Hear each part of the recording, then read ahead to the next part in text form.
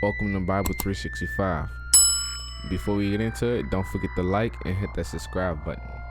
Today's topic, color in the Bible. Let's get into it. The book of Genesis, chapter 2 and verse 7. And the Lord God formed man of the dust of the ground, and breathed into his nostrils the breath of life, and man became a living soul. Jeremiah chapter 14 and verse 2.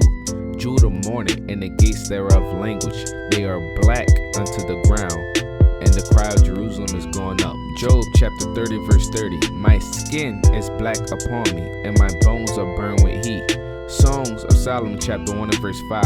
I am black but comely, O ye daughters of Jerusalem, as the tent of Kedar, as the curtains of Solomon. Lamentations chapter 4 and verse 8. Their visage is blacker than coal. They are not known in the streets. Their skin cleaveth to their bones. It is withered. It is become like a stick. Lamentation chapter 5 and verse 10. Our skin is black like an oven because of the terrible famine. Revelation chapter 1 and verse 15. And his feet like unto fine brass, as if they burn in a furnace, and his voice as the sound of many waters. Daniel chapter 10 and verse 6. His body was also like the beryl, and his face as the appearance of lightning, and his eyes as the lamp of fire, and his arms and his feet like in color to polished brass, and the voice of his words like the voice of a multitude. Exodus chapter 4, 6 through 7. And the Lord said furthermore to him, Put now thy hand into thy bosom. And he put his hand into his bosom. And when he took it out, behold, his hand was as leprous as snow. And he said, Put thine hand into thy bosom again. And he put his hand into his bosom again, and plucked it out of his bosom. And behold, it was turned again as his other flesh.